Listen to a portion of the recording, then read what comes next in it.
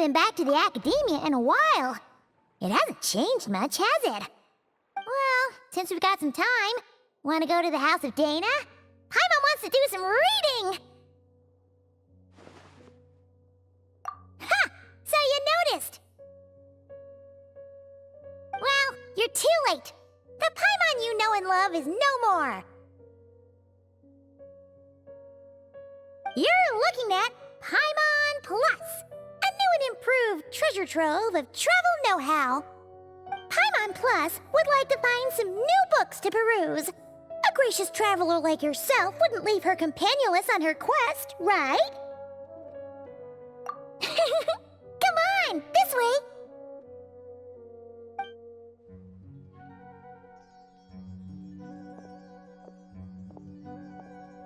Oh hey! It's Kale and Cyrus! Wonder what's going on. Let's go see! Well, you know what they say? Learning is a lifelong quest. Which means there's always another chance to read a book. But you never know when the next chance to reunite with an old friend will come along.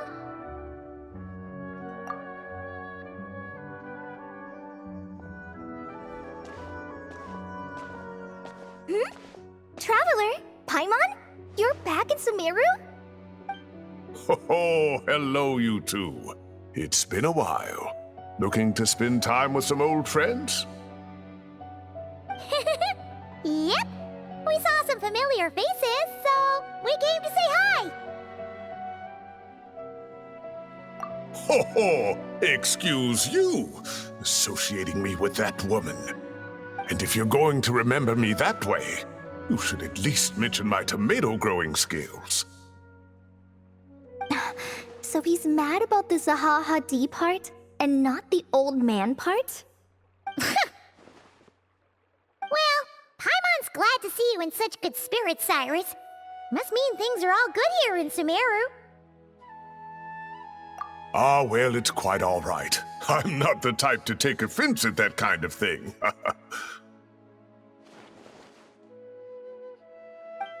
You definitely are. Anyway, what were you and Kale chatting about just now? Ah, that. Well, it was quite a spontaneous meeting. I was leaving the sage's office when I spotted Kale in conversation with a Mahamata, and it looked serious.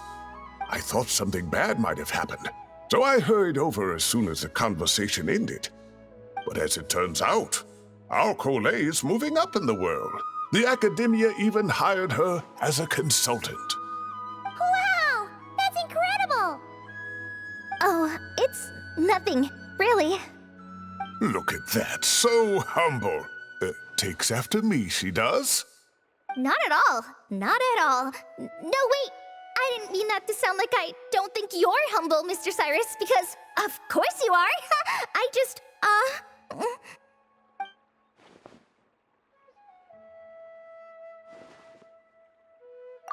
Oh, well, I wouldn't even call myself a consultant. I'm just helping out. Now that the new semester has started, a lot of students and scholars are doing fieldwork for their research. But it can be dangerous for those who don't have a lot of experience in the wild. So, the academia is planning to establish an agency that provides guidance on outdoor survival and rescue for people who need it. Oh, Paimon gets it! So, you're here to explain rainforest survival as a representative of the forest rangers. Yeah, pretty much. Of course, when it comes to tips on deciphering mechanisms or defeating monsters, that's for people who are far more senior than me to handle. And speaking of which, since we're short on manpower, the person in charge at the academia said we're still accepting newcomers. If you're interested, you're welcome to join and share your insights. Ah, seizing the moment. Well done, Kale. Recruiting someone as capable as the Traveler is a great idea. Oh, and just between the four of us, the academia has set aside a generous amount of funding for this project.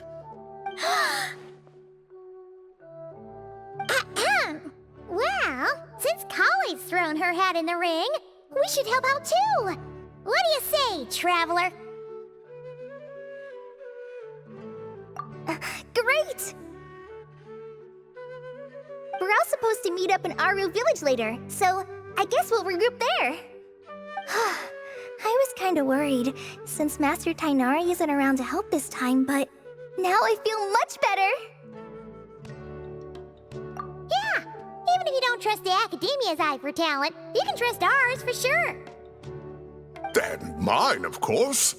I have as good an eye for people as I do for tomatoes. Well, there you have it. Thanks, everyone. Oh, speaking of Tainari, how are things with him and the others? Good, thanks! All the forest rangers are doing great! Oh, but Master Tainari did mention that Sino and Sethos were heading to Gandharvaville. I'm not sure if it's for work or something else. Huh, knowing them, could just be to play some cards. I'm not sure. Apparently Sethos is bringing someone else with him too. But with my academia commitment, I didn't have time to ask for more details. Huh, well now Paimon's curious. Should we go check things out, traveler? That's true, and I'm sure they've missed you. Now that is how it should be between friends. Getting together to play cards or enjoy a meal. Yet here I am, stuck with Nephis, who only ever calls to talk about research. Well, I won't delay your reunion any longer. Until next time. Goodbye, Mr. Cyrus. Take care. All right, I should probably get going too. See you later, guys. Come find me in Aru Village when you're ready. Looking forward to seeing you shine, colleague.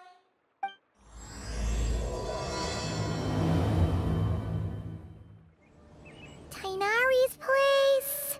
Tainari's place. Ah! Here it is!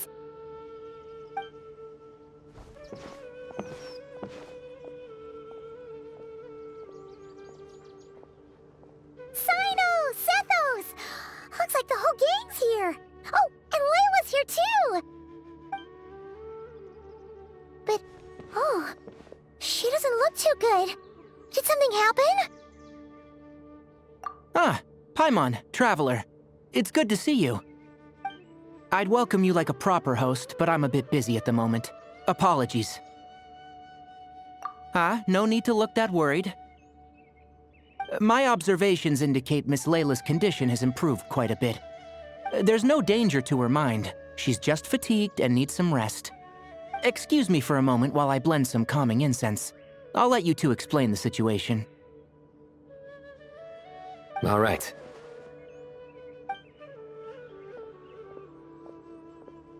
What happened was, Sethos and a few members of the Temple of Silence rescued Layla, who was out in the desert trapped in a state of delirium. She had to be rescued? Oh, that sounds bad. That's all you're gonna say about it, Sino? I mean, we don't want people jumping to conclusions. That's all I can say about it. The person involved is unable to explain what happened to her, so we're limited in what we know. Sorry. My head is still dizzy. The moons. Exactly how many are there?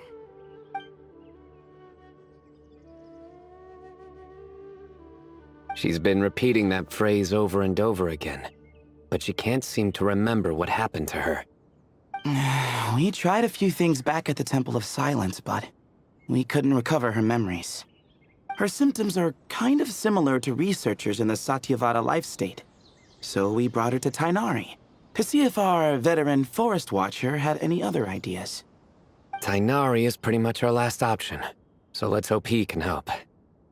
The good news is, even if restoring her memory is a no-go, we can help with the headache at least. Jur was in a similar state when we found him, delirious and mumbling to himself, but he's more or less back to normal now. Sorry, I should give you some context first, huh? We should let Miss Layla get some rest. Come with me, you two, and I'll introduce you to the other victim of this incident. Good idea. I'll wait for Tainari here and keep an eye on our patient. All right then. This way.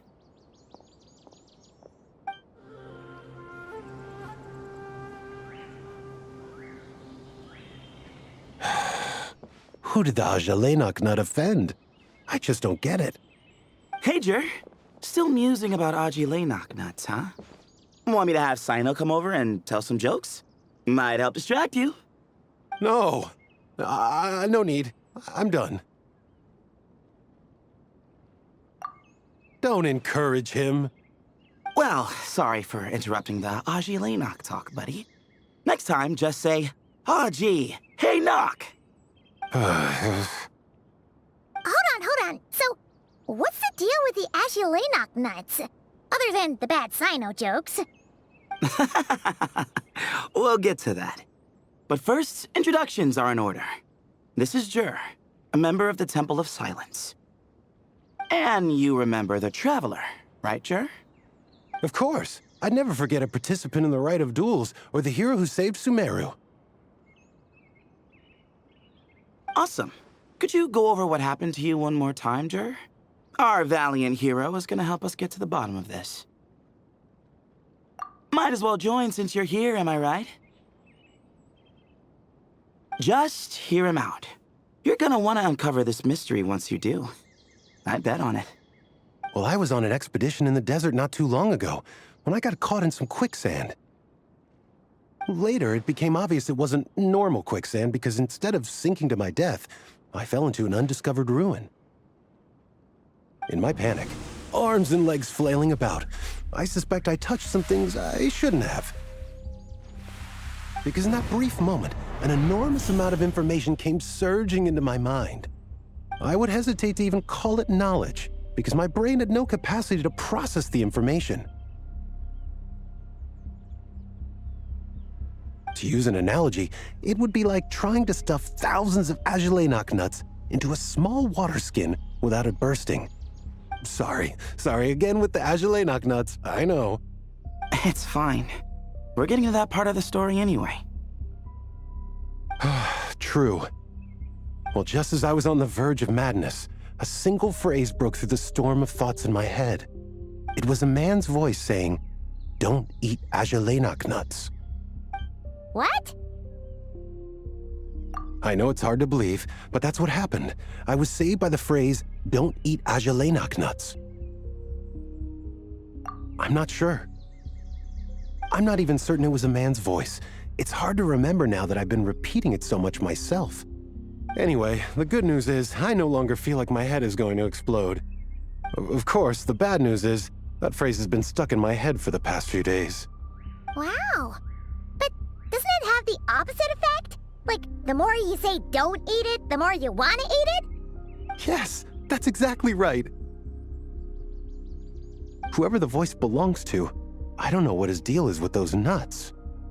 Well, the world's a big place. There's bound to be people who don't like sweet stuff. I suppose.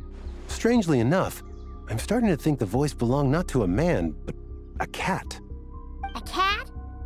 How? That's the question, isn't it?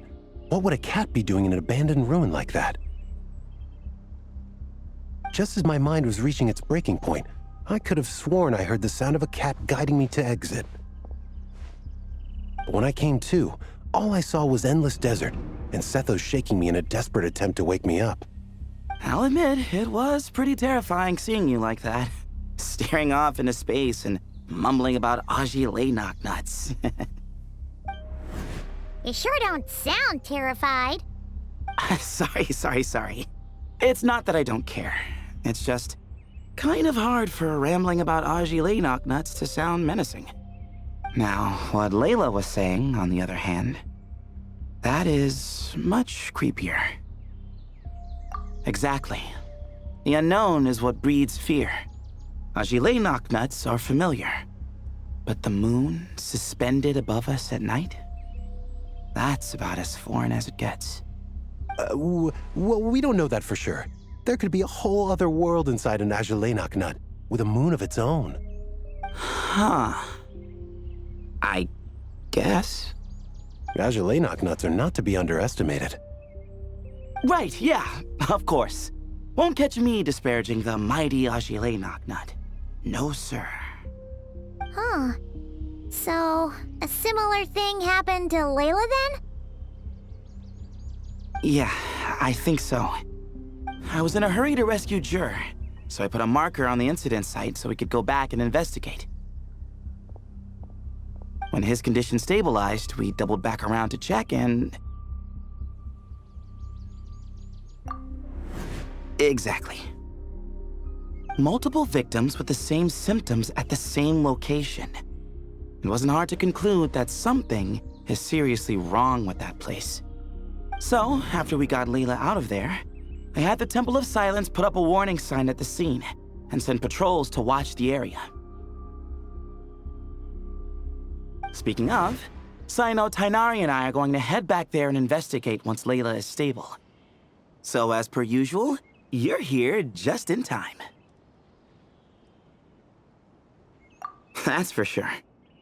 But there's another reason I want Sino and Tainari involved in this. Because the story doesn't end there. Right, Jer? Oh, yes. Where was I? The Agile Knocknuts butted in and I... Right. Yes, the cat. As I followed the cat noises, the voice said something else. So, there are those from Tula who still endure. I thought that was strange, of course, because, well, was the voice referring to me? Records of my ancestry are rather sparse, so I'm not sure if my bloodline even traces back to that place. That's right. The Temple of Silence's place of origin. And the home of Tainari's people. Plus, Hermanubis, who Sino and I both share a connection to, was one of the city's founders.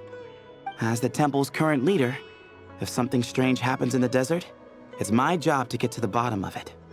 But it turns out, a lot of people have a horse in this race, and I'm not leaving any of them out. See? Knew you'd join. But yeah, that's all we know about Jur's situation. Tainari should be done on his end. Let's head back and check on Miss Layla. How are you feeling? But don't speak if it's too taxing. It's fine. I'm much better now, thanks. I feel like I haven't slept in 2 days, so pretty much back to normal. Whoa. That's your normal? Traveler, Paimon, I thought I heard your voices earlier. Oh, and, I'm sorry. Huh? You don't have to apologize. He didn't do anything wrong. No, I just mean, I think I'm about to disappoint you. My head was kinda muddled earlier, but I still heard your conversation. I know you're trying to figure out what happened to me, and I want to help. But, I really don't remember anything. Does your head still hurt? No, I feel fine. The incense you made helped a lot.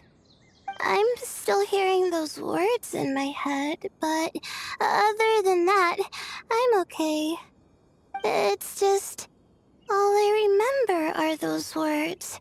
Everything else is a total blank. One moment I was heading to the stargazing point I'd calculated, and the next, I was on my back in the sand. The same phrase playing over and over again in my mind. How many moons are there in the sky? Sethos, did your friend Jur suffer from memory loss too? Not really. His memories are blurry, but there aren't huge gaps like this. He remembers touching something. Someone talking, a voice mentioning Tula, and hearing a cat lead him to the exit. A cat. Did you hear it too? that you mention it, I think so. It was so soft. I thought I was imagining things. Which means, at the very least, what the two of you experienced while escaping the ruin is consistent. A single sentence repeating in your heads, and the faint sound of a cat. Still not a lot to go off of. Agreed. Oh, is your head hurting again, Layla? No, I was just thinking. Maybe my memories are blank because I was sleepwalking at the time. Sometimes, my friends and classmates tell me about things I don't remember doing, or places I don't remember going. I don't talk about it a lot because, well, I don't even know how it happened. But I don't want my personal circumstances clouding your judgment. So I, just wanted to mention that. Ah, I see. Well, thank you for telling us. But I don't think we need to dwell on that for now. We're gonna check out the site of the incident for ourselves, so that should help us come to our own conclusions. Okay. Then could I come too? I have to know what happened to me back there. Sure, but on one condition. You need to be in tip-top shape before we head out. If your condition isn't stable enough before then, we'll have to figure out something else. Of course. No problem. Well, I'm more concerned about Tainari. You sure you'll be alright in the desert? You say that like I'll evaporate on first contact with sand or something. Call it curiosity. If this concerns my ancestors, I want to figure out what's going on. Anyway, as long as I take things slow when the sun's out, I should be fine with the right preparation. Besides, it's a good idea to have a doctor on hand in case of emergencies. So long as our doctor doesn't become the emergency. Well, if that happens, I suppose I'll just have to rely on the kindness of my entourage to haul me back home. All right, well, that all sounds good to me. Let's meet in 2 days like we agreed. Jer and I are gonna head back to the Temple of Silence and do some research in the meantime. See you in a couple days. Sounds good.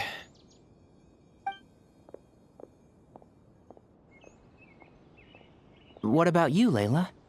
If you feel like you need more rest, I can arrange a room for you to stay in. No need. I've asked enough of you as it is. Besides, I feel a lot better. I should make it back to my dorm, no problem. You sure? Don't push it too hard, or you might end up sleepwalking along the way. Don't worry, I'll be fine. I have other things I need to do anyway. Like letting my advisor and classmates know that I'm fine, adjusting my stargazing schedule, things like that. If I don't get it all done, I doubt I'll be able to sit still, let alone stay here and get some rest.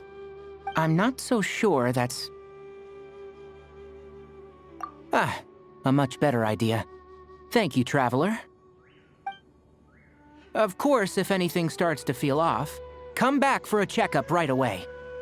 You'd better listen to him, Layla, or he'll feed you tasteless slop as a punishment. Punishment? You're the one who caught a cold. You're supposed to eat light when that happens. Besides, with your nose stuffed up like that, you couldn't taste anything to begin with. Huh. Is that so? And here I thought it was an in-taste-to-no issue. Should have seen that coming. You're off the clock, so now it's time for puns, huh? Oh, brother, not this again. Don't worry, Paimon. I understand. If you want me to stop, then... Then? You'll have to call a plumber. Tell them someone's gotta pipe down. This is getting more insufferable by the second! Put a sock in it already, please!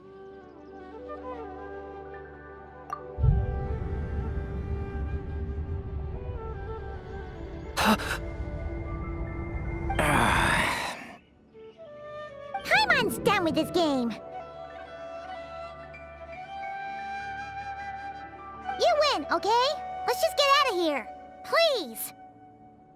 All right, you stay safe. I'll try to stay sane. Moons. Azulinoc nuts. Moons. Azulinoc nuts? Are the moons going... nuts? Oh no!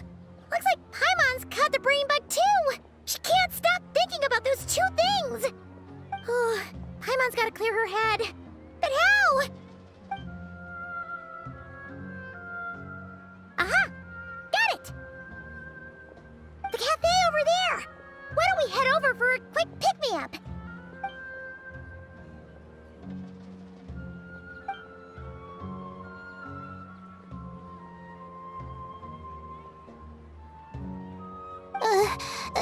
Sorry. I feel kinda tired all of a sudden.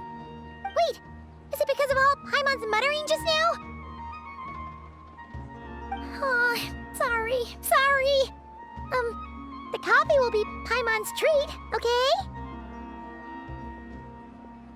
Hey! You make it sound like Paimon's stingy or something! Huh. Well, she'll just have to show you her true colors. Yeah! Starting now! You sit tight and take care of Layla, Traveler. Paimon's gonna get us some snacks and coffee. Be right back. Don't go anywhere in the meantime.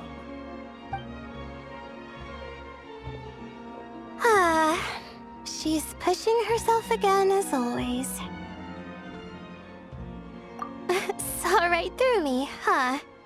I apologize for the sudden emergence, but I didn't have any other options.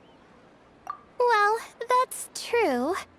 So, for our sake and your safety, allow me to fill in the gaps in her memory. That's right.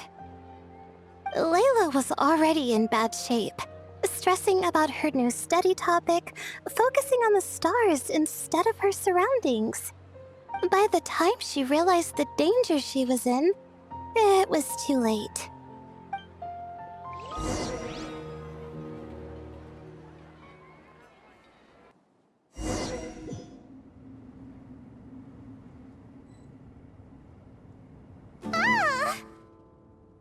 Quicksand near the ideal viewing spot? Wasn't expecting that. Looks like Layla's been under a lot of pressure lately. She hasn't been paying attention to her surroundings. But why would quicksand lead to a place like this? Well, all in all, looks like a common desert ruin. Guess there's nothing to do but try to find a way out. Oh, Layla, what have you gotten yourself into this time?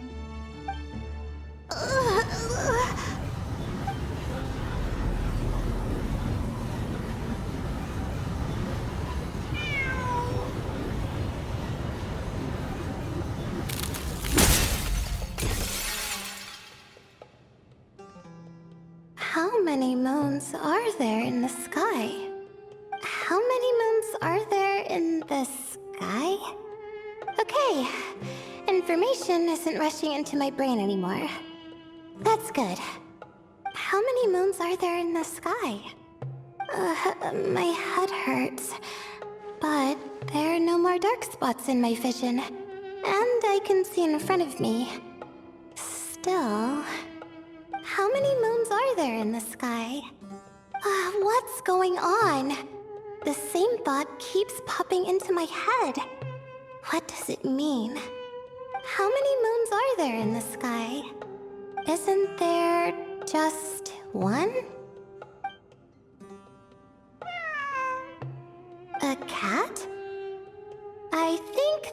one earlier, too.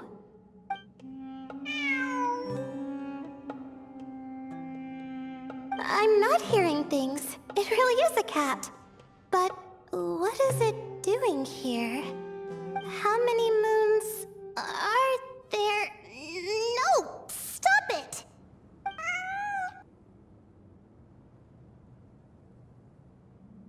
Does it want me to follow its cries?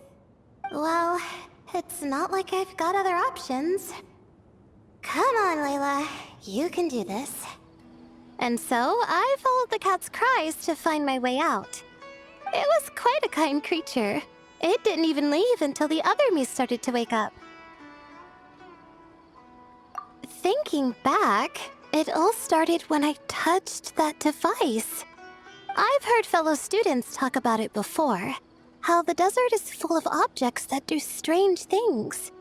Sometimes it's just a minor inconvenience, but other times devices like that can cause massive trouble. Of course. I forgot how much adventuring experience you have. Still, carrying an umbrella doesn't mean you can't get soaked, so just be careful and stay away from unknown devices. No need to thank me. You and Layla are about to head into dangerous territory together. You need to be safe so she can be safe. Well, I think that about sums it up. Ah, and just in time. Your coffee's here. Traveler? A little help over here?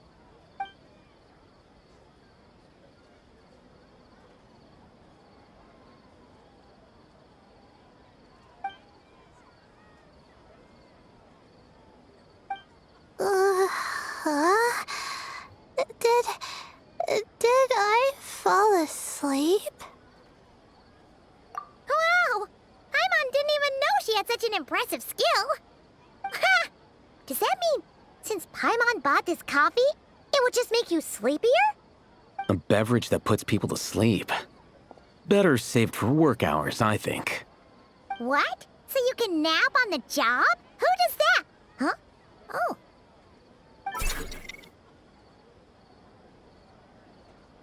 Beep boop.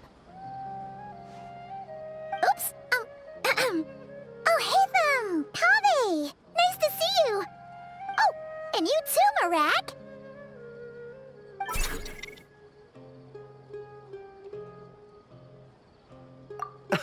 Sorry. Hope we're not interrupting anything. Miss Layla, you don't look so good. Is everything all right? Oh, I'm fine. I was sleeping just now, so I'm still a bit... Ah, I see. And we woke you, didn't we? I'm sorry. We shouldn't have been so loud. No, you didn't. I didn't mean it like that. Sorry.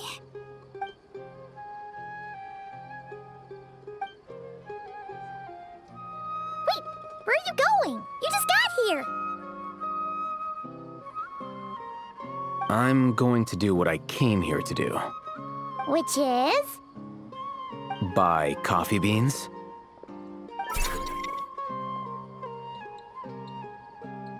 Huh? You're going too? Marak! Fine. Run off with him. See if I care. Well, looks like I get you to myself.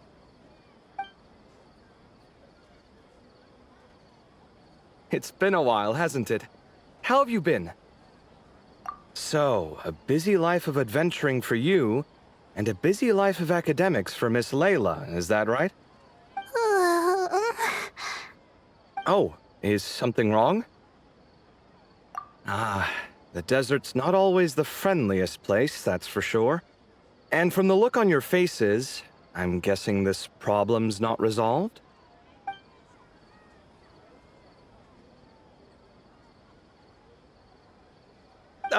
Don't force yourself to talk about it, of course.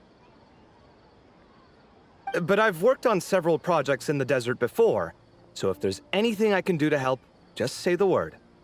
No, I don't...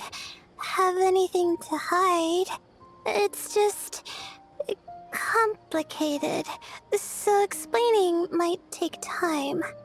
Ah, well, lucky for us, I've got that in spades. Yes, you have been quite sedentary recently. Excuse me? I've been going about work as normal, thank you. And, might I add, you do way less work than me. I do the amount of work that is required of me. Ah, yes, you and your stellar work ethic. The stuff of legends. Oh, now look what you've done. I've lost my train of thought. Where were we? The problem in the desert. Wait, you were listening earlier? Oh, we're giving the silent treatment now? Mature, very mature. Continue, Miss Layla. I'm curious as to how this incident unfolded. What did I tell you? This one doesn't have enough to do. Alright. Well...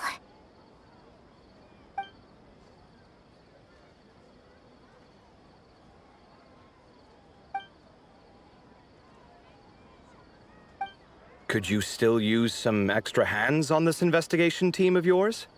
Huh? You want to join, Mr. Kave? That's right. I think my experience studying desert mausoleums could be of some use here. Al-Haytham's expertise in ancient languages could be helpful too. Besides, I consider you all to be my friends, and friends are supposed to help each other out. Wait, I'm involved in this now? Oh, please, I know you. Half the battle was over the minute you said you were curious. We couldn't stop you from joining if we tried. Well, you've got me there. Besides...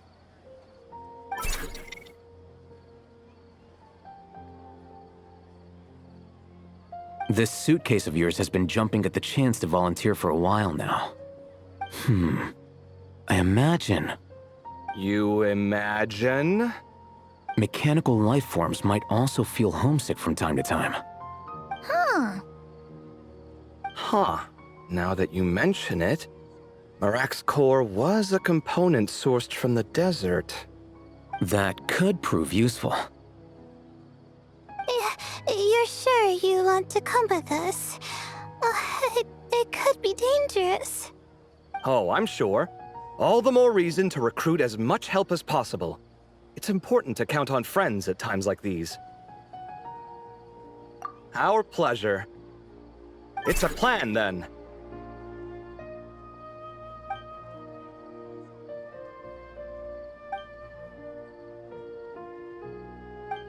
All right, we'll head back to our place to get ready. This one hasn't been on a trip in a while.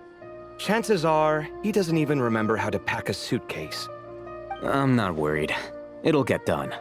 Somehow. Would it kill you to help every once in a while? I do help. It's called moral support. Oh, of course. And I am ever so grateful. Goodbye, you three. We'll see you soon!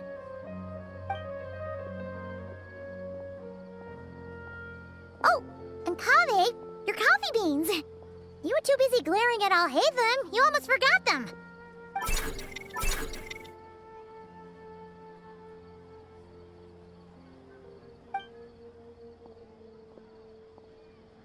Well, we're pretty close to the academia now.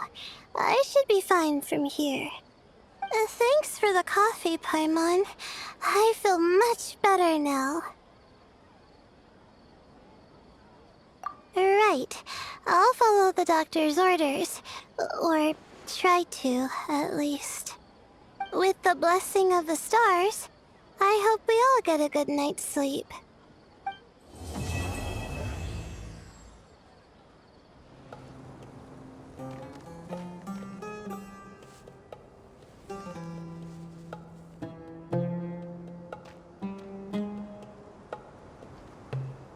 Looking at the map, we should be getting close. Speaking of which, the closer we get, the more Paimon's heart feels like it's beating out of her chest. Excitement! Yeah, sure. That's it. Oh, look! It's Tainari and the others! Everyone's here bright and early. Yeah, the desert's a pretty harsh environment. Better to travel at night and beat the heat. Hey, everyone! We're here! Ah, right on time. You don't need to worry about me. It's not too hot yet, and I'm properly hydrated. All right, we're just waiting on the 2 people Miss Layla mentioned, and then we'll be set. He's staying behind. If we don't make it back after a certain time, he'll be in charge of rescue operations. You can count on me. Nice! You thought of everything! Oh, and Cyrus said he'll be in Aru Village, so he's also available if we need help. Haha! Amazing! Having people to watch our back is making Paimon a lot less nervous. Yeah, I did. After hearing about what happened, my advisor gave me some time off to rest. So, my studies are on hold for now. Then, does your advisor know you're back in the desert to investigate? Yes, but I was only allowed to come after I mentioned that General Mahamatra would be there too. Haha! Quite the reputation you've got there, Sino. Something wrong? You haven't said a word this whole time. Are you in a bad mood or something? No. Being skilled with words also means being a good listener. I'm just reflecting on what you're saying. Oh, Hatham! Kaveh! Ha! Over here! Darn it. I was just setting up a brilliant... Yeah. I'm sure you'll find another chance. The important thing is, our scribe and our renowned architect are here at last. High praise. But wait, why am I renowned and not him? He's just as famous as Sino, Dia, or Nilu. That just means your level of fame is even greater. How could a lowly scribe hold a candle to you? Lowly scribe? Please. All those strings you pulled to get those new books from the House of Dana? What do you call that? Borrowing. Anyone with an employee ID can do it. Uh-huh, yeah. The House of Dana bends over backwards for just anyone, does it? Send a report to Lesser Lord Kusanali then. Let her know someone at the Academia is abusing their position. Hey! I never said abusing! Impressive verbal sparring, as always.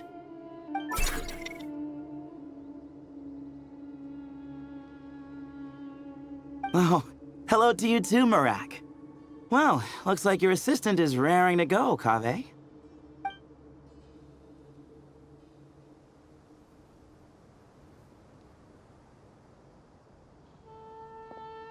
So, I say we get this show on the road. No sense delaying the inevitable. No need. We're in this together, remember? Sure. This is the entrance, yeah? Yes. Perfect. Then, if we're all set, let's get moving.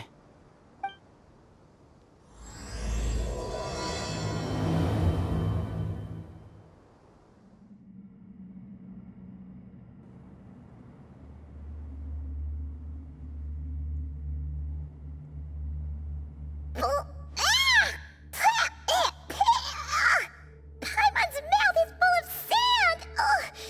So that's what falling into quicksand feels like? If this was quicksand, we would have struggled to breathe. No. I think this was regular sand, and we didn't sink into it. We fell through it. Into this place. Agreed. In other words, sounds like a you problem, Paimon. Ha ha, very funny. No way, Paimon's the only one. Ugh. Ha! See? What? I'm the only one with sand in my shoes? Yeah, right.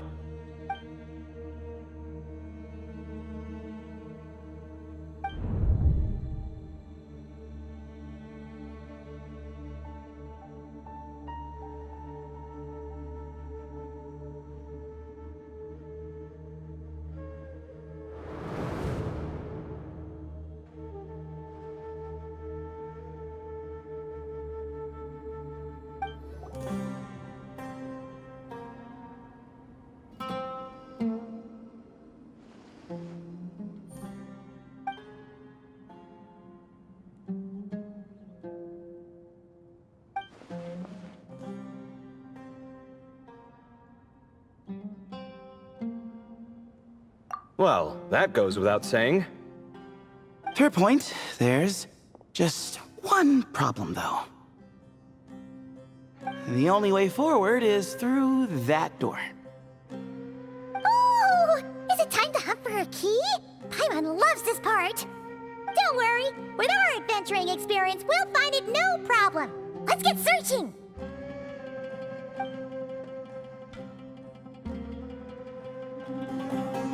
Marak, this isn't really your old home, is it?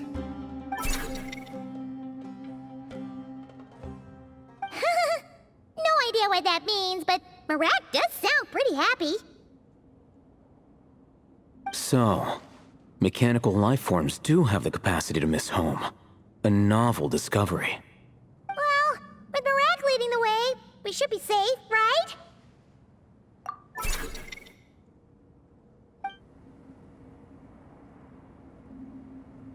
Hold on. At this rate, Paimon's gonna lose her title as best guide to a mechanical suitcase. Aw, thanks. Hey, wait. What do you mean, useless? Well, no weird mental symptoms so far. I'll take that as a win. That said...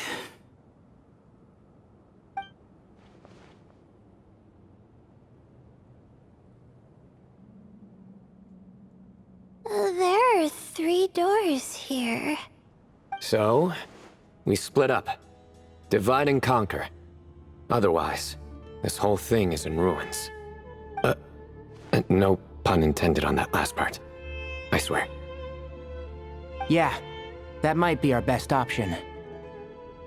Good idea. And the minute things go south, we go back the way we came.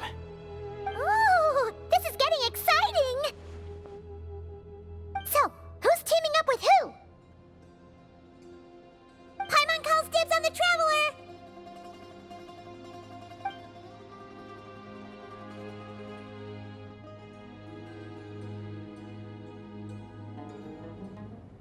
This chamber is huge.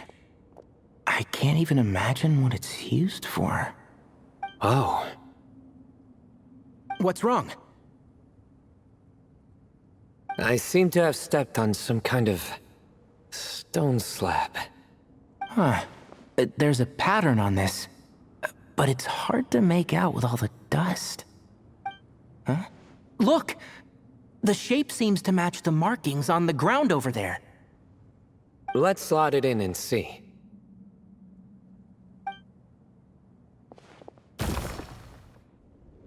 And we have a match. Looks like we need to find the other 3 broken slabs. Let's search the area, but be careful where you step. We just need one more. Huh. Look! A cat! Could it be the same one Jer mentioned? I don't think we need to worry about startling him. He doesn't seem afraid of people. Yeah. If anything, it seems like he wants us to follow. Oh, he led us to the last piece. Who's a good kitty? I never thought I'd hear you say something like that. You've clearly never heard how the professor talks to his tomatoes, then.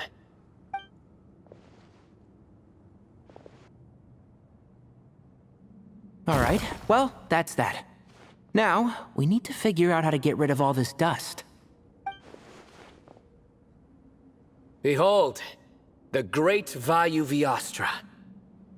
Be honest. You've been waiting to say that for... how long now? Just activate the mechanism. Huh. It worked. It's a picture of... 3 Hermanubises? That can't be right. The ears aren't vertical. Oh, true. And the lugs fall short. My hat is much better looking.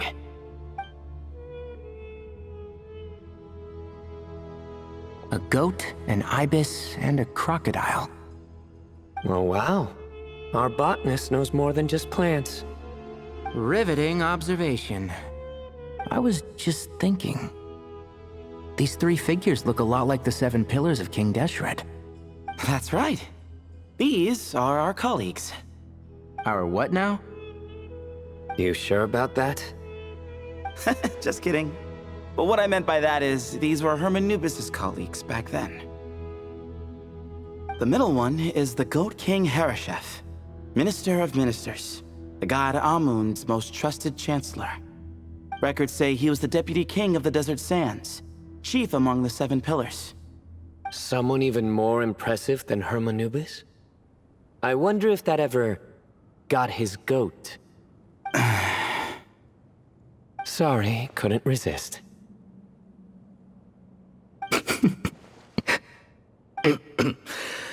Okay, that was a good one. Wait, really? I've got so much more where that came from. Where were we? This is Sobek, the Crocodile King, captain of captains. As the name suggests, he was a valiant commander and had dominion over all weapons of war. And finally, this is the Ibis King Thoth, scribe of scribes. Your memory's pretty impressive. I bet you're almost as good as me at memorizing cards. A scribe? Did he manage archives then? Like Alhaitham? Wait, that's all Alhaitham does? I never knew being an academia scribe was such a cushy job.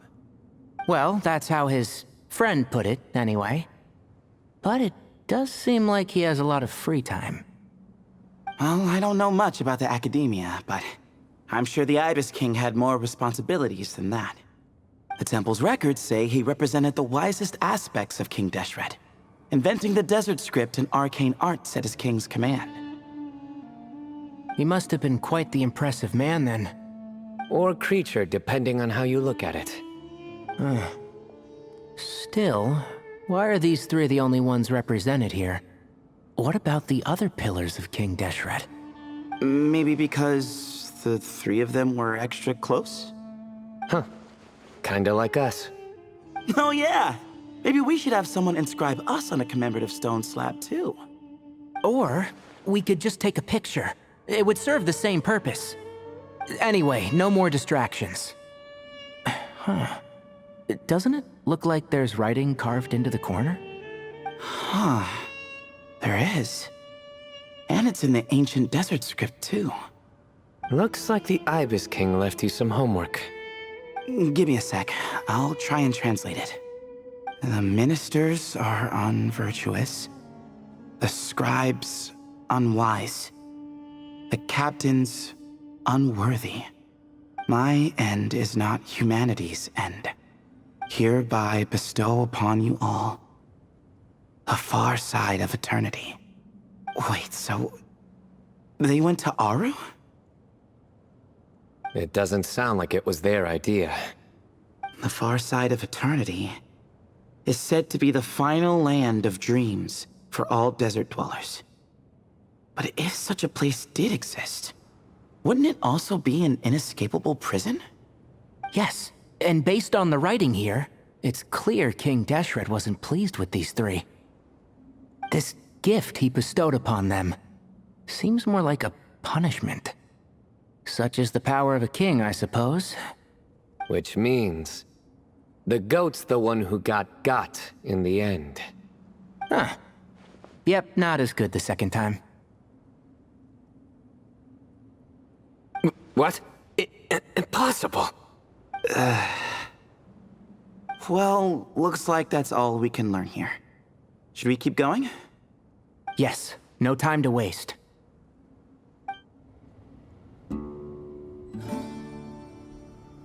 Oh, Marak stopped.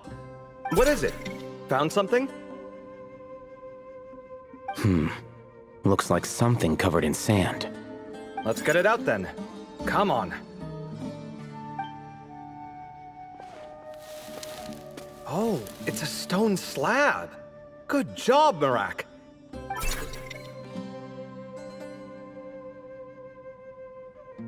Let's take a look. Huh.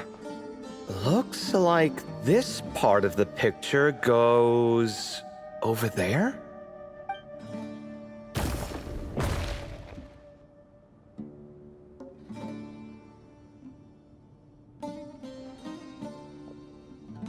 In that case, there must be other pieces. All right, and let's look around. Hey! Why are you sitting down?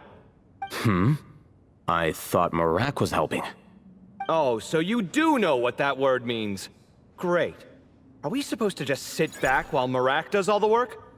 No, I doubt you could do that. Exactly. But I can.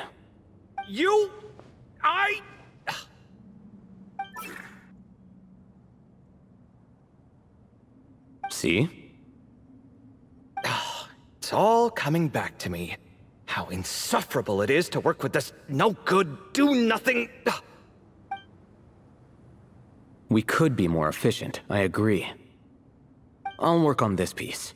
You take care of the rest. Looks like we found them all.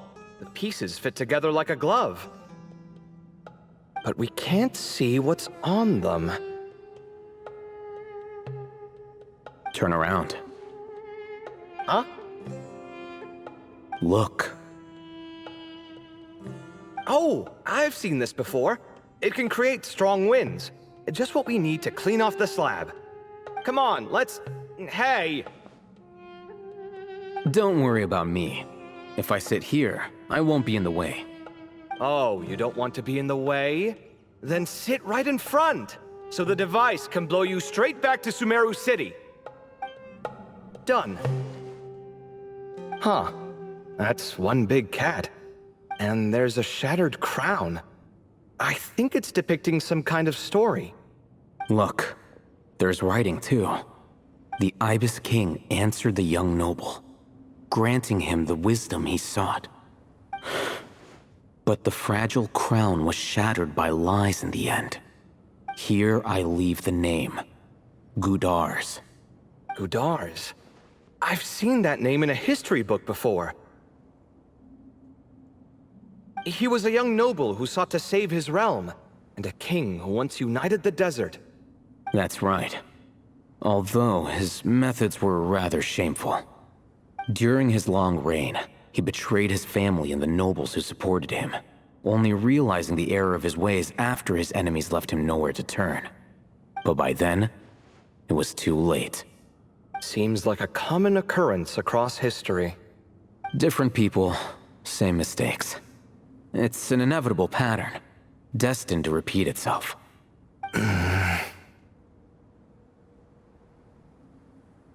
The writing mentions the Ibis King, but a cat is depicted here. Does that mean... So far, what's depicted on the slab seems true to history. In which case, this cat is either a proxy for the Ibis King or a manifestation of said king himself. Exaggeration is a common method ancient records use to highlight a being of higher status. And as we know, Layla and Jur both heard the sound of a cat while escaping the ruin. You're saying the Ibis King, one of the legendary 7 pillars of King Deshret, is here, still helping those in need? I'm saying we can't rule it out.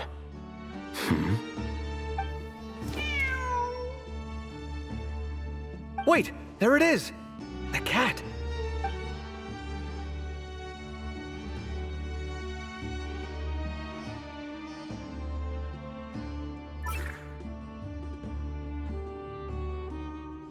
Ah! Marak went after him! The cat's showing us the way forward. Come, let's follow. Okay.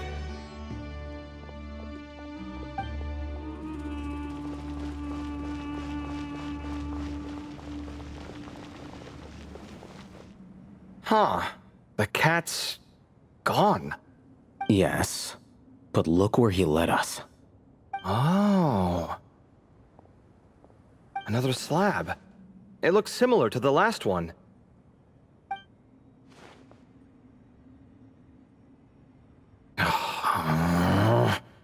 Oh, by all means, take your sweet time. Wouldn't want you to overexert yourself.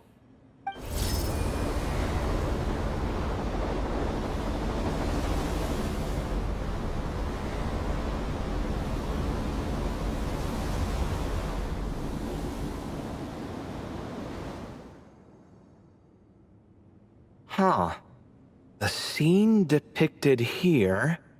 Seems to be a different tale. The Ibis King answered the Jinn-blooded dancing girl, granting her the wisdom she sought. But enemies plotted to kill her close kin. Snake venom was her self-chosen end. Here I leave the name. Makaira. The Temptress of Woe? You've heard of her? Of course. I don't just sit around doodling all day. She's mentioned in tons of papers about the desert. As I recall, she was given as a gift to the tyrant king of Gurabad, and later seized the opportunity to kill him. After getting her vengeance, she reigned as queen for many years, until her enemies attempted a coup, and she took her own life. That's more or less the version I've read as well. It seems this queen also had dealings with the Ibis King. Yeah, I'm starting to find this whole granting wisdom business a bit concerning. I mean, considering how Gudar's and Makaira ended up, it might not have been a good thing. But, at the same time, if the cat guiding us is linked to the Ibis King, then he doesn't seem like a villain either. People are complicated, and the same is true of the servants of the gods, no matter their wisdom or power. Let's reserve judgment for now, and keep moving.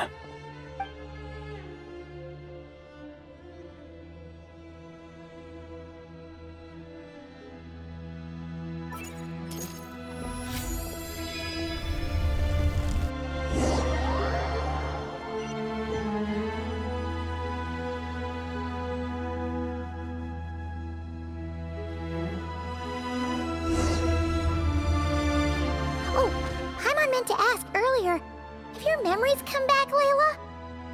No, sorry. To be honest, nothing about this experience feels familiar. Besides, my focus is the stars, so I don't spend a lot of time exploring ancient ruins. Guess that makes us the senior researchers in this scenario. Stick close, all right, Layla? Okay. Wow. What a tall ceiling. Yeah. But for such a big place, it's so... empty. Like no one ever lived here. Sure must have been boring to live in ancient times, staring at ceilings all day. Now that you mention it, I've heard some people used to draw star maps on their vaulted ceilings. Some might even make them transparent to better observe the movement of the stars. It sounds so nice. Stargazing from the comfort of your own home. Wait a second. I think I see something up there. Huh? How is Paimon supposed to do that? Oh, right. Flying. Duh. Alright. Sit tight, everyone. Adventurer Paimon will be right back.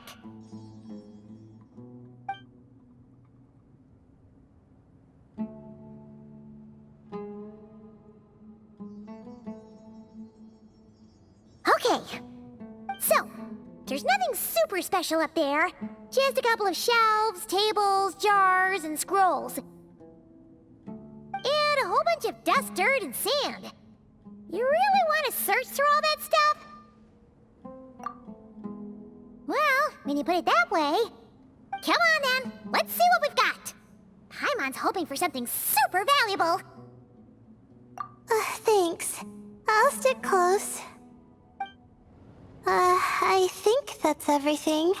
Most of the documents are in the ancient desert script, except these ones. These seem old as well, but the handwriting makes them stand out. Right! Let's arrange them in chronological order before we read through. Okay, now let's take a look.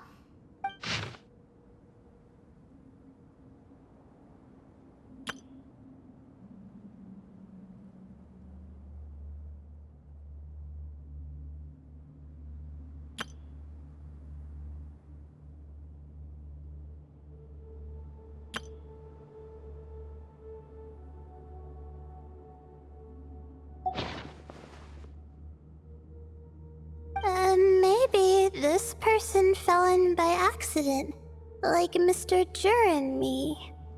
Yeah, maybe. But they don't sound super worried about their situation. So, either this person's an ace adventurer, like the Traveler, or some kind of super optimist. An optimist, huh? I wish I could be that sort of person. That's right! You're detailed and passionate. Great qualities for an adventuring buddy. This optimist seems super obsessed with exploring every corner of this place. That could have gotten them in big trouble for all we know. Well, I appreciate the compliment. It's almost magical how words like that can make you feel like you can do anything. I only wish that magic could last a little longer. Until I figure out my new study topic, at least.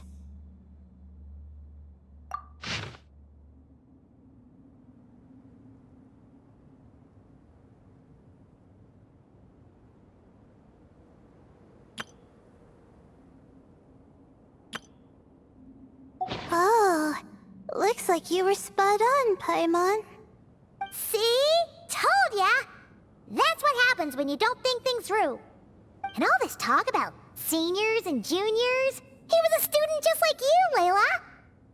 Whew, he sure talks a big talk for a student, though.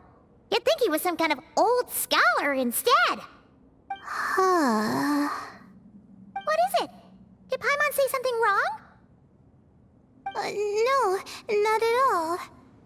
I was just thinking, and this might sound rude, but the way this person speaks is just so... you noticed too. I mean, it's good that he helped treat his companion's wound, but it didn't seem like it was out of kindness. More like he was looking out for his own self-interest, or thought he could get something out of it. I don't know. Maybe I'm reading too much into it. Yeah. If you're both in this dangerous situation together, wouldn't you mention them at least once? If it were Paimon, she would write down the name of every single person she was with. No one would be able to get away. Actually, I find Paimon's approach quite sensible. It makes sense from a safety perspective, too. That way, if anyone came to the rescue, the notes would be able to tell them everything they needed to know. Whoa! That's genius-level thinking! Well, I learned that from Madame Farazan, actually. I'm not speaking from personal experience or anything. Oh, no! I'm just a student. It's fine! You taught us something, so you're our teacher. Simple as that. Anyway, from the looks of things, the student who left these notes behind was pretty weird. Let's keep reading.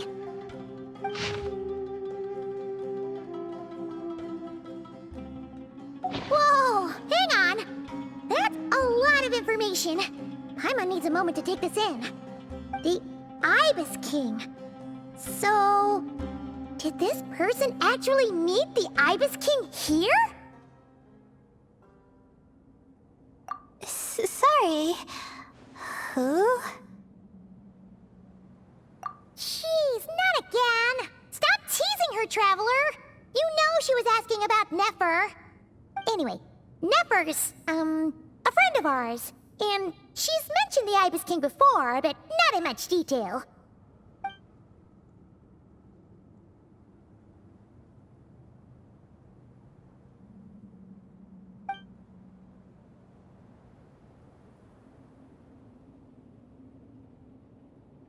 Oh, I see. Well, that's not too surprising. Most people in Sumeru know about King Deshret, and most in the academia have at least some knowledge on the 7 pillars. Legend has it, King Deshret ruled the desert at the head of several wise retainers, guiding their people to pursue the limits of wisdom. He also left behind treasures for future generations, which continue to be relevant in nearly every research discipline. Now, this message indicates this student and his senior were rescued by the Ibis King. But to think it's possible to meet him in a place like this... We don't know when these notes were written, but didn't the 7 pillars disappear a long time ago? Yeah, the notes made it sound like his powers were restricted. Also, the mention of this form? What is that supposed to mean? I'm not sure. Let's keep reading.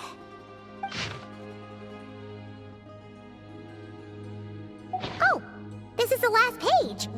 There's even a signature at the end. Well, sounds like they made it out. Guess it was a happy ending after all. Wait, but it says, the Ibis King cannot be trusted. Huh. Our friend said something similar. That the Ibis King was a liar. And the notes did make it seem like something wasn't quite right with him. Maybe he wasn't one of the 7 pillars at all, but some kind of con artist. Great, Ibis King! If you heard that, Paimon didn't mean it. Please forgive her. Don't trap us here. I think Paimon raises a good point. Let's keep our guard up just in case. Alright, I think that's all the clues around here. How about we... Oh, it's Marak! That means Kaveh and the others should be around here, right? Hello? Anyone up there? Can you hear us? Yeah, we can! You know, sound travels just fine in an empty chamber like this. You don't have to shout. Of course, if you're shouting to express your excitement at being reunited, by all means, pretend I never said anything. Yelling like this is kinda exhausting. Come on, let's head back down.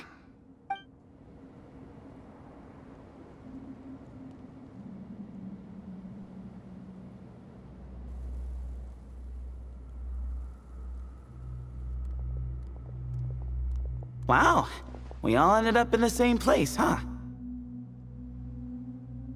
Yeah, what a coincidence. Indeed.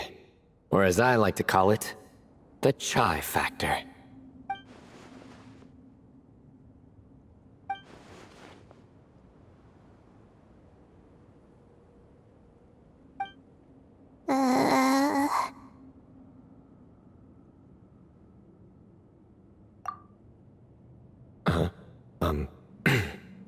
No reply? Just say it. All right. Because it's spice to sweet brew again. Oh, hey, that's a new version. Oh, wait, what? You've never heard that one?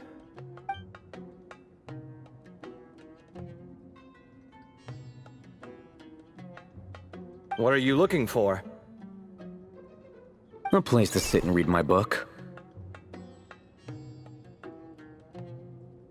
Oh, great. What else is new? Well, looks like everyone made it through unscathed. Let's take this chance to get some water, rest a bit, and discuss what we learned. Sound good? Yeah, let's debrief.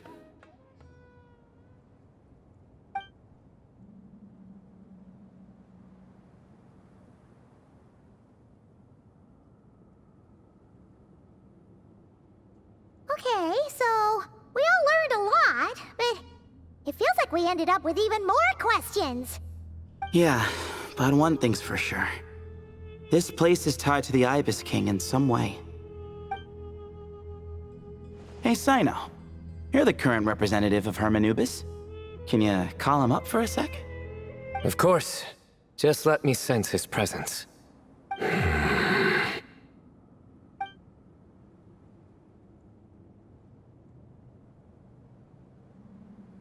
Just kidding.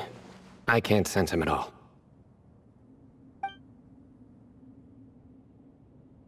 Geez, Sethos. Did you set him up for that one? What are you, a two-man act? Sorry, Hermanubis isn't like the Ibis King. He can possess me, but I can't talk to him whenever I want. Oh, truly? Does that mean he's gone? I would have liked to reminisce about old times with him. The cat! It speaks! Of course it speaks. In fact, it is not an it at all. You do me a great offense. My apologies. Esteemed cats, sir?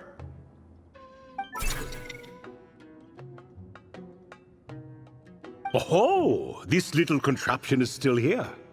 Contraption? No, this is Marak. Which means you do his assistant a great offense. Huh? Well, I didn't mean... Well, I apologize. I wasn't referring to this Marak, but rather the thing that operates it. King Deshret was quite partial to it. I have forgotten what it was called. It must have had an official name, albeit in the old tongue. Even if I did remember, I would need to translate it into modern language. It's not important. Marak's a fine name. Even better than the original, if you ask me. Who thought of it? And the remodeling, quite well done indeed. This Marak looks much happier in its current form. Oh, and the components should have model numbers written on them. You can look them up if you're curious. This cat talks a lot. Quite the one-sided conversation. Is this what the Ibis King was like? He seems quite eloquent. I wonder if he plays cards. Ha! I knew Marak was a great name. Go me!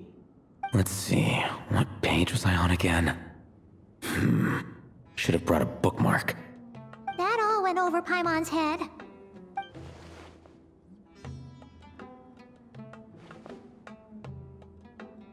Hello indeed. For you to know my name. Yes, I was not mistaken. You are special among your companions. But you are all guests. It is only proper to invite you in. Come then, this way.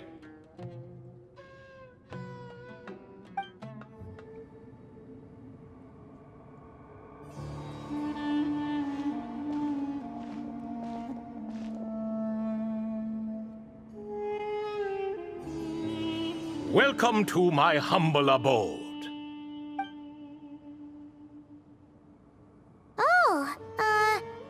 Your house sure is spacious, Lord Ibis King. I fear it's not quite what it used to be. In fact, it has long ceased to be my home at all. It belongs to the descendants of the cats I once raised. Such adorable creatures, aren't they? Take the one I'm borrowing here, for instance. A chubby fellow with such lovely fur. Anyway, tradition dictates that a special guest such as yourself be presented with a gift. Alas, it's a first-come, first-served basis, you see. I fear with the passage of time, none are left. What? So the treasure's gone already? Treasure, you say? Not an inaccurate description. Yes, and no. I have the power to grant gifts inaccessible to the masses. The only requirement is answering a question. Not a bad deal, yes?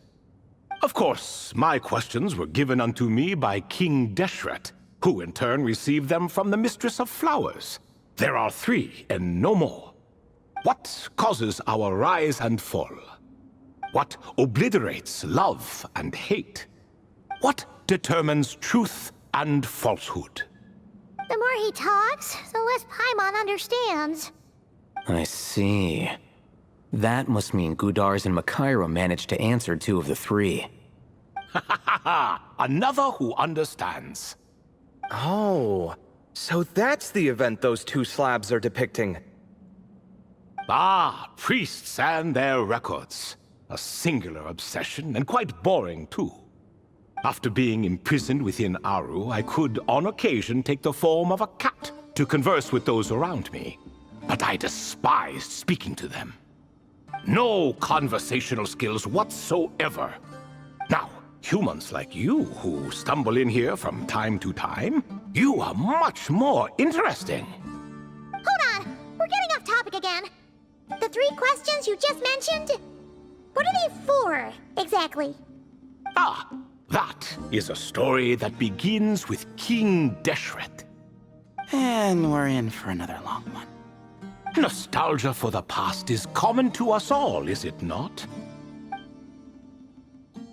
And our king, he was such a proud, solemn man in those days. He watched us speak of the present and the future, of the wisdom we possessed or were about to obtain. We were his proud retainers, confident in our belief that, so long as each one of us used our abilities to the fullest, progress was inevitable. Yet, King Deshret's ambition was not destined to be allowed in a closed-off world such as this, so nothing went as planned. In fact, from the beginning, there were signs an outcome of this nature was inevitable, because although there were 7 pillars, one was forever absent.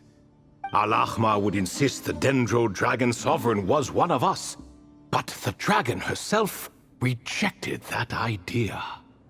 Huh. Like a card you can never seem to draw from your deck. More like a card that was never in the deck to begin with. Alas, that's just who Al-Ahmar was. There was nothing we could do about that. And I always preferred chess to cards. In the end, life grew unbearable for our king. But, of course, those who remain must continue to live on. But subjects like us were less fortunate. After all, the fate of a retainer is decided by the king, including the chance to walk away. So it was then that King Deshret had Kroko, Goti, and I locked up within Aru, where we remain to this day. Krako. Goti? Ah, of course. You're more familiar with their full names. Sobek, the Crocodile King, and Hereshef, the Goat King. And let me tell you, when it comes to chess, Hereshef was a habitual backseat strategist, always spewing nonsense from the sidelines. Well, Sobek was all too quick to take his terrible advice, to the point where I was the one who got accused of cheating. Chess is an exercise in patience, and that man couldn't sit still to save his life. He could never excel at that game. In fact, neither of them were good at chess. Even so, we played together often, and since I was always the winner, we got along quite well. What are you laughing at? Were we not good friends? No one's laughing. Paimon would never. No, not you. It's Goti. He's laughing for no reason again. Can you not hear him? Ah, right. Of course you can't. The 2 of them are inside Aru, as am I, so only I can hear them. What is even going on here? Has he, started to lose it after being trapped for so long? That does happen to prisoners serving life sentences. Speaking of which, how's Azar doing these days? I doubt he's doing much of anything. Just what I wanted to hear. What is the meaning of this? You doubt my words? I have half a mind to not talk at all. Oh, no. They're not questioning you, Lord Ibis King, just discussing other things. Please, continue. In that case, where were we? Getting to the part about the 3 questions. Hopefully. Ah yes, we're almost there. Before I entered Aru, King Deshret said I could be released from my eternal seal if I chose humans who could provide the correct answers to those 3 questions. The first person who caught my eye was Gudars. I asked him, "What causes our rise and fall?" He answered, "Conspiracy and betrayal, for it renders the righteous and wise unable to succeed, and thus nations fall." I found his answer quite interesting, so I bestowed upon him the power to deceive. The second human I chose was Makaira. I asked her, "What obliterates love and hate?" She said unto me, "I have nothing left to lose. Vengeance alone can quench both love and hate." I found this to be another fascinating response, so I granted her the power to be loved. But both of them ended up... Now then, young one, riddle me this. Did their answers point to this fate, or was it the power I bestowed upon them that determined their end? I'm just an observer who doesn't understand their circumstances, so I can't answer. A clever reply. I do not wish to comment either. It is all in the past at this point. My only wish was for their answers to be acknowledged by King Deshret's rules and bring me one step closer to freedom. As for the final person, her fate remains to be seen, so I will not reveal her name. I asked her, "What determines truth and falsehood?" and found her answer quite compelling, so I bestowed upon her a gift to match. As you can see, however, I have not been freed, so it's clear the answer she gave at that time was wrong. But alas, 3 people were chosen and 3 questions were asked, so now all I can do is wait. Wait until her wisdom is in line with the rules set forth by my king. Until she has found the true answer to that question. No wonder there was no 3rd stone slab then. Or perhaps you're just not ready to include her in the story. Though that might be a generous interpretation. Well, it's not merely because her story remains unfinished. As the remaining priests of this place left, or passed on, there were none left to record the events that followed. Besides, stone slabs are few and far between in the Great Red Sands. In the sprawling desert, very few things or people even manage to leave a trace. But sometimes I can't help but wonder, if that young man from several centuries ago had been willing to answer my question, would I have left Aru by now? Wait, so there was someone else? Of course, it has been thousands of years after all. All sorts of people have stumbled upon this place, but I only chose the special ones. That young man had such a singular intelligence, though his companion, by contrast, was rather average. The author of those notes we found? The student named Zondik? Ah, yes, I think that was his name.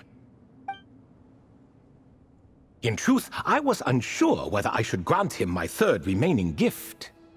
He was, of course, exceedingly clever, but he was also mistrustful and narcissistic in equal measure, and there did not seem to be a line he was unwilling to cross. Too much power could be dangerous in the hands of someone like him, so I found myself rather relieved when he declined my gift. Oh, he turned you down? Did he give a reason? Yes. He said he didn't need it. I still remember the look in his eyes. Nothing stood out per se, and still I could sense contempt and disdain radiating from his gaze. I could not give an exact reason, but on instinct I just knew. it would not end well to get close to a man like that. So, I tricked him. Stick close to your companion, I said. Only the descendants of Tuletula can come and go as they please. Leave him behind, and there is no escape for you. So, does that mean his companion wasn't a descendant of Tuletula? Oh no, that part was true. The lie was in the other half. Anyone can enter or exit this place. There are no restrictions. I saw that his companion was exhausted and was concerned Zandik might leave him behind, or worse, that some other accident might befall him. So I made up an excuse to prevent Zandik from going a step too far. Oh, and speaking of, Sandik's companion had the same blue hair and pointed ears as you. Wait, does that mean Layla's also a descendant of Tuletula? Indeed. When Hermanubis founded that city, he took in many who had nowhere else to go. Today, their progeny are scattered to the four winds, and indeed are far more numerous than I could have imagined. So the person you protected could have been my ancestor.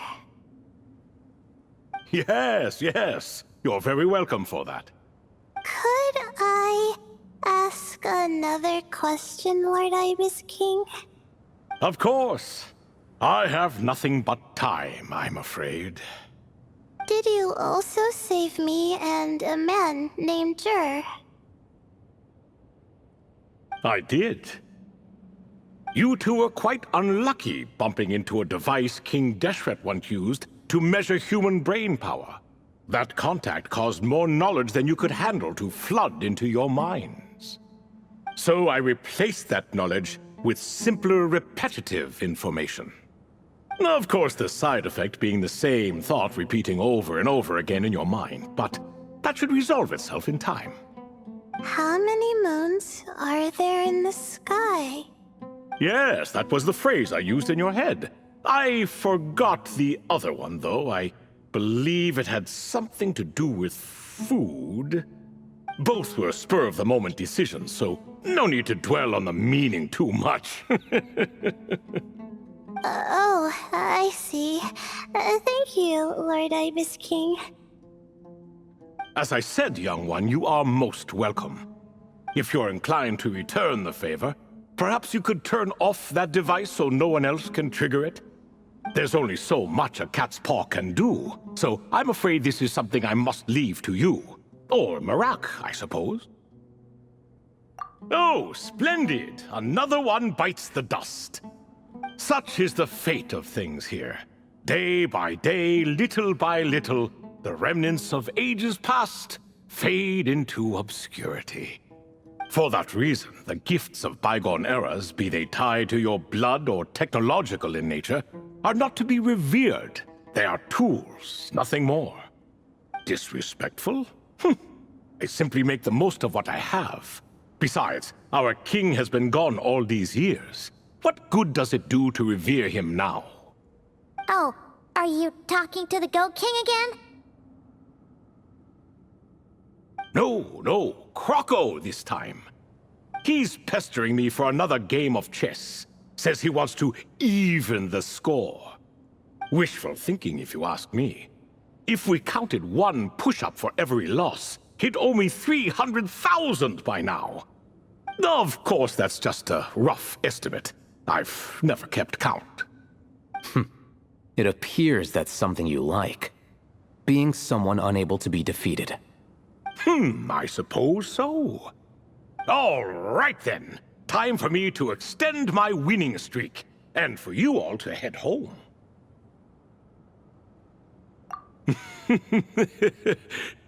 In truth, deep down, I know even the answers to those 3 questions will not change my fate. But that is for me to reckon with. Go on now.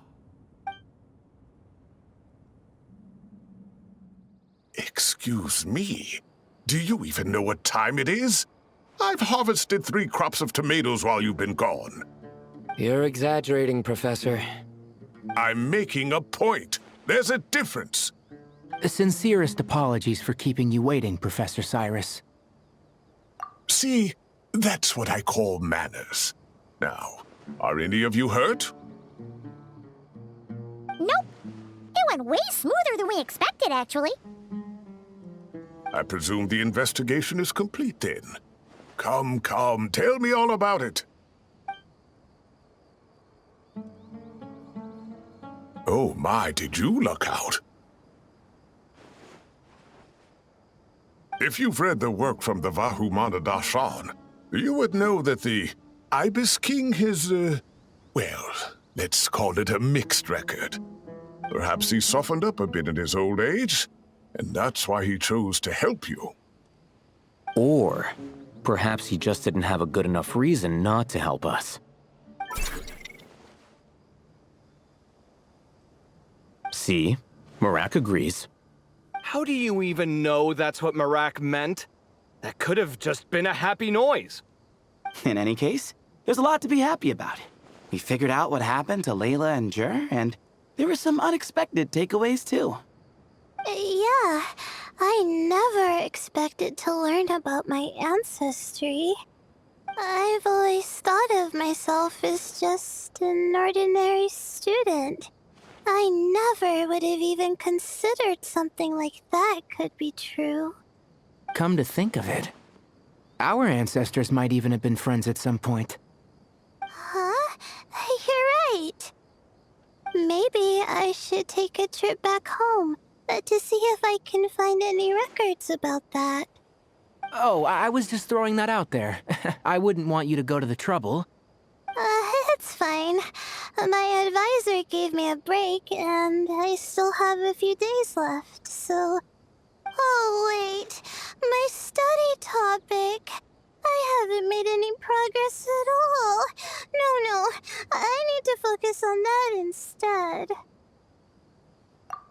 Right. Couldn't you help her, Professor?